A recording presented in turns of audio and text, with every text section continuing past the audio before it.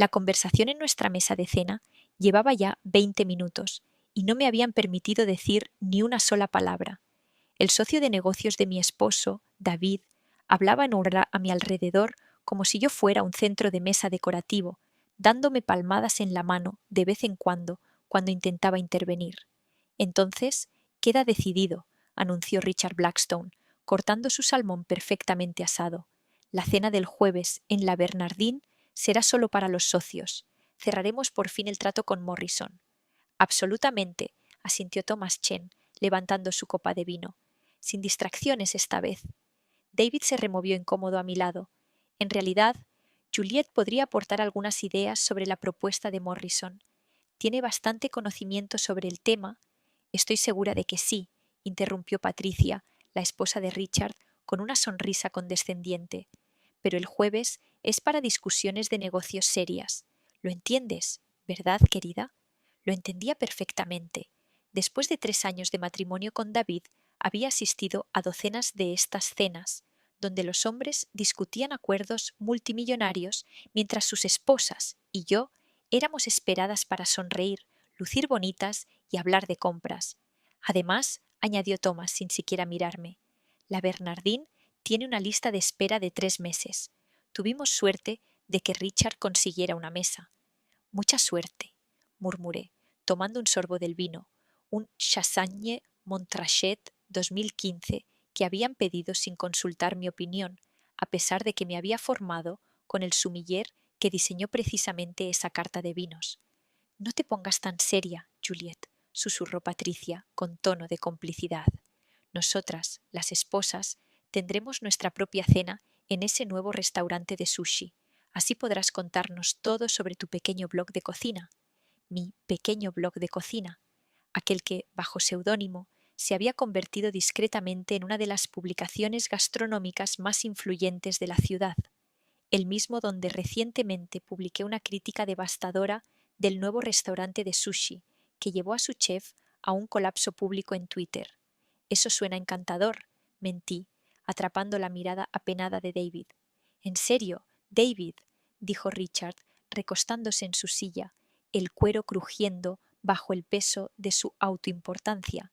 Las esposas en cenas de negocios son una distracción. ¿Recuerdas lo que pasó con la esposa de Morrison en la última reunión trimestral? Corrigió su cálculo. Dije en voz baja. Exactamente, tronó Richard sin captar el punto. Arruinó por completo la presentación, porque sus proyecciones estaban desviadas en un 30%, añadí. Richard hizo un gesto despreocupado con la mano. Detalles. Lo importante es que el jueves debe ser enfocado, profesional, sin ánimo de ofender, cariño, pero probablemente ni entenderías la mitad de lo que hablamos. No me ofendo, respondí con suavidad. La mano de David buscó la mía bajo la mesa, apretándola con suavidad. Él sabía mejor. Me había visto revisar menús en sueños, negociar con proveedores en 3 idiomas y construir algo desde cero, pero su socio solo veía lo que quería ver, una esposa bonita y joven que seguramente se había casado por conveniencia. ¿Dónde es la cena, dijiste? Pregunté inocentemente. La Bernardine, repitió Thomas lentamente, como si pudiera tener problemas con la pronunciación francesa. Es un restaurante muy exclusivo, estrellas Michelin, reservas imposibles, todo el paquete. He oído hablar de él, respondí con tono neutral. Patricia rió. Claro que sí, querida. Todos han oído hablar de la Bernardine, aunque dudo que alguna de nosotras pudiera conseguir una mesa sin los contactos de Richard. Mi compañera de cuarto en la universidad conoce al maître, presumió Richard. Me costó muchos favores, pero para el acuerdo con Morrison vale la pena. El camarero apareció para rellenar nuestras copas de vino, y noté cómo sus ojos se agrandaban ligeramente al verme. Philippe, uno de mis antiguos sous-chefs, que se había trasladado a este restaurante tras mi recomendación. Le hice una pequeña señal con la cabeza, y él continuó su servicio con naturalidad, sin demostrar que me reconocía. Hablando de la Bernardine, continuó Patricia, ¿vieron esa reseña en el Times el mes pasado? Lo llamaron un templo trascendental de la cocina francesa. ¿Se imaginan crear algo así? El chef debe de ser un genio. escuché que se formó en París bajo la tutela de Ducasse, suspiró Linda, la esposa de Thomas. Ella, bufó Richard. El chef ejecutivo es un tipo llamado Bernard algo. Bernard Loron es el chef ejecutivo de cocina, corregí con suavidad. El chef propietario es otra persona. Lo que sea, dijo Richard, descartando mis palabras. El punto es que la cena del jueves será en el mejor restaurante de la ciudad y solo con los jugadores serios. Sin ánimo de ofender, damas, pero los tratos de millones requieren cierto ambiente. ¿Un ambiente sin mujeres? Pregunté. Un ambiente sin distracciones, corrigió Thomas con una sonrisa condescendiente. Tienes que entender, Juliet, los negocios a este nivel son complejos. No es como llevar una casa o planear una cena. La mano de David se aferró un poco más fuerte a la mía. Me había visto organizar cenas para 300 personas, dirigir un servicio que funcionaba como reloj suizo y manejar presupuestos que harían que los tratos de su socio parecieran cambio de bolsillo. Pero yo le había pedido que guardara mi secreto y él lo había hecho. Por supuesto, dije con calma, estoy segura de que su cena será todo lo que esperan. La conversación cambió a otros temas, sus juegos de golf, sus carteras de inversión, sus importantes contactos. Yo asentía y sonreía en los momentos adecuados, mientras mentalmente repasaba el menú del jueves. Estrenaríamos un nuevo curso de degustación esa noche, y mi sous-chef estaba nervioso por los tiempos del soufflé. Al salir del restaurante, Richard detuvo a David a un lado. En serio, amigo, deja a la mujercita en casa el jueves. Esto es cosa de hombres. Juliet lo entiende, respondió David con voz tensa. Buen hombre, le dio una palmada en el hombro. La Bernardín. 7 en punto. No llegues tarde. Ya sabes cómo son estos lugares elegantes con la puntualidad. Yo sabía exactamente cómo eran con la puntualidad. Yo misma había redactado la política de reservas. El jueves llegó con una de esas noches otoñales frescas que hacían brillar la ciudad. Me encontraba en mi oficina, justo sobre la cocina de la Bernardín, observando a través del cristal unidireccional mientras mi equipo se preparaba para el servicio. La cocina se movía como un ballet. Cada persona sabía exactamente su papel dentro de la coreografía que yo había diseñado. Chef, mi maître llamó suavemente a la puerta. El grupo Blackstone ha llegado. Mesa 7, como pidió. Gracias, Henry. Me até el delantal, el que tenía discretamente bordadas las letras OL, mis verdaderas iniciales, Juliette Loron, aunque todos asumían que significaban otra cosa. Envíales el amuse-bouche con mis saludos. Bajaré en breve. A través del monitor de seguridad, vi cómo Richard y su grupo se acomodaban en sus asientos. Ya estaban hablando alto, rebosantes de autoimportancia. David parecía incómodo, revisando su teléfono una y otra vez. Me había escrito 6 veces esa tarde, disculpándose otra vez por no haberme defendido con más firmeza. Está bien, le había respondido. Disfruta tu cena. Si tan solo supiera cuánto lo decía en serio. Bajé a la cocina, donde mi equipo se cuadró al verme. 3 años de anonimato habían sido un reto, pero necesarios. Quería construir algo por mi cuenta, sin la sombra de ser la esposa de David, sin inversores que asumieran que una mujer no podía dirigir una cocina de ese nivel. Primer plato en 5, ordené, moviéndome hacia la línea de pase para inspeccionar cada plato. Vamos a mostrarle a la mesa 7 por qué tenemos 3 estrellas Michelin.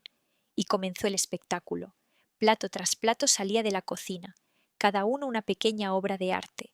A través de la ventana de servicio veía cómo la mesa de Richard se iba quedando más y más en silencio con cada bocado. Su discusión de negocios se desvanecía ante la perfección culinaria. Philip apareció a mi lado. La mesa 7 pregunta por maridaje para el 5.º plato. Envía a Henry, que recomiende el Borgoña, pero haz que parezca idea suya.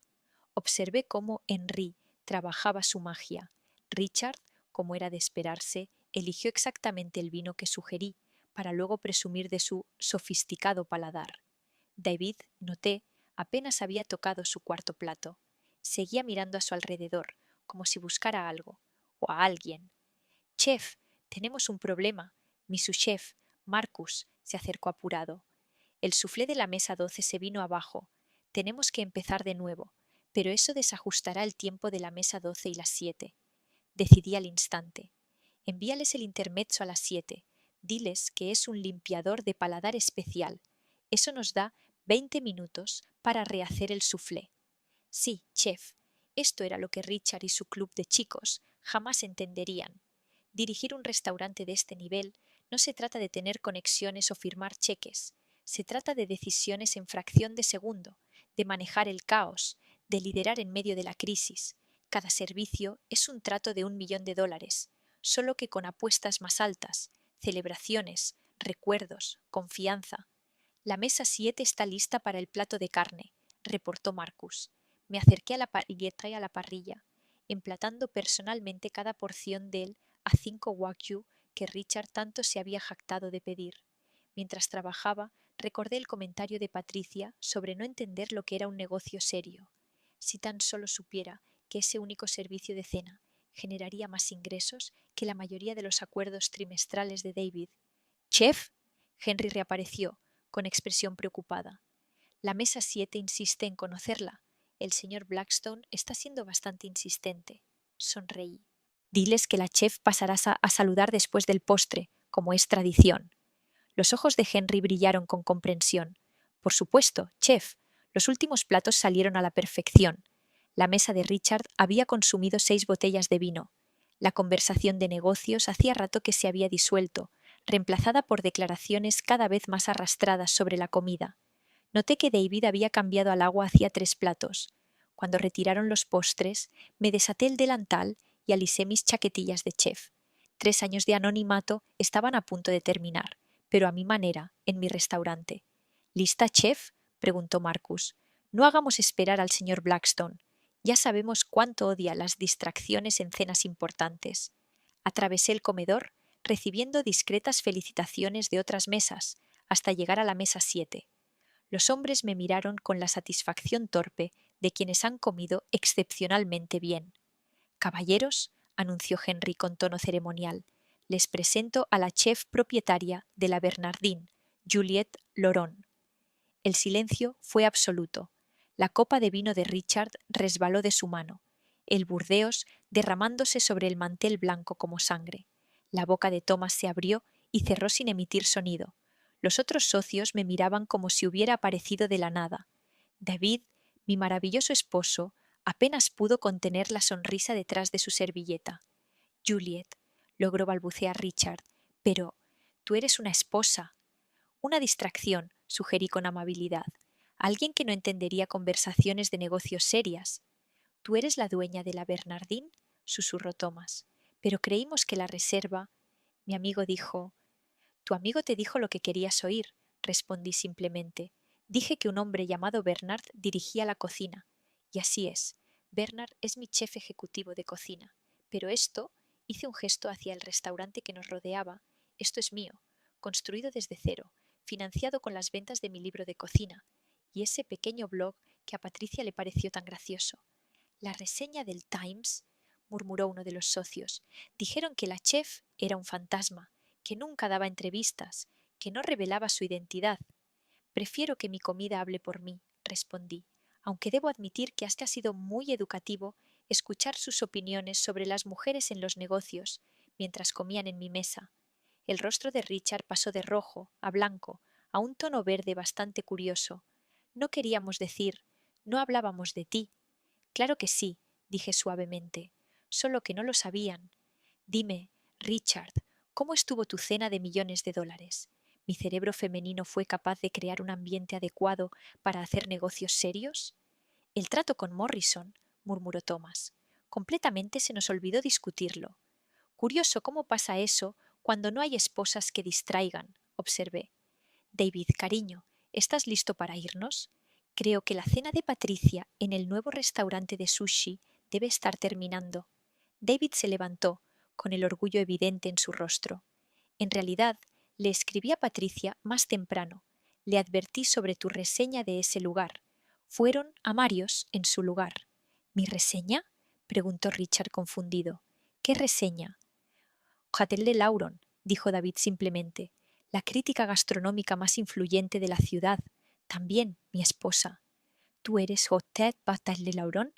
Thomas se sostuvo de la mesa. Pero esa reseña destruyó la carrera de Kenzo. Cerró su restaurante. Servía atún que no era de calidad para sushi y lo vendía como cocina japonesa auténtica, respondí. La gente pudo haberse enfermado. Pero no se preocupen, su cena esta noche fue preparada con los más altos estándares. Aquí tomamos nuestras responsabilidades en serio. Henry apareció con la cuenta, que entregó con un gesto elegante. Richard la tomó automáticamente, luego se congeló al ver el total. No se preocupen, dije con dulzura. Les apliqué el descuento de amigos y familia. Solo un recargo del 30% en lugar del 50% habitual por salas privadas. ¿Sala privada? Richard miró a su alrededor. Pero estamos en el comedor principal. Sí, sonreí. Miren de nuevo. Finalmente, notaron lo que David había observado a mitad de la cena. Las sutiles pantallas desplegadas, la forma en que los demás comensales estaban ubicados justo lo suficientemente lejos, el aislamiento acústico que les había otorgado privacidad sin romper la ilusión del bullicio del restaurante. Verás, expliqué, entiendo la importancia del ambiente para las discusiones de negocios, pero también entiendo que excluir a la mitad de la población de esas discusiones es, sencillamente, mal negocio. Juliet, comenzó Richard, luego se detuvo, sin palabras. Gracias por cenar en la Bernardine, dije con tono formal. Espero que su próxima cena de negocios sea todo lo que ésta no fue, olvidable, ordinaria y exclusivamente masculina, aunque puede que les cueste encontrar un restaurante de este calibre que cumpla con esos criterios. Verán, muchos de los mejores chefs de esta ciudad somos mujeres. Hablamos entre nosotras, nos apoyamos y recordamos quién nos respeta y quién no. ¿Nos estás poniendo en la lista negra? Preguntó Thomas, horrorizado. Claro que no, respondí. Siempre serán bienvenidos. Pero puede que les resulte más difícil conseguir esas reservas exclusivas que tanto valoran. Henry, por favor, acompaña al grupo del señor Blackstone y entrégales sus abrigos. Mientras caminábamos hacia la salida, David tomó mi mano. Eso fue magnífico, susurró. Fue necesario, corregí, aunque me siento mal por una sola cosa. ¿Qué cosa? Nunca llegaron a probar el soufflé. Es realmente espectacular, cuando no se derrumba.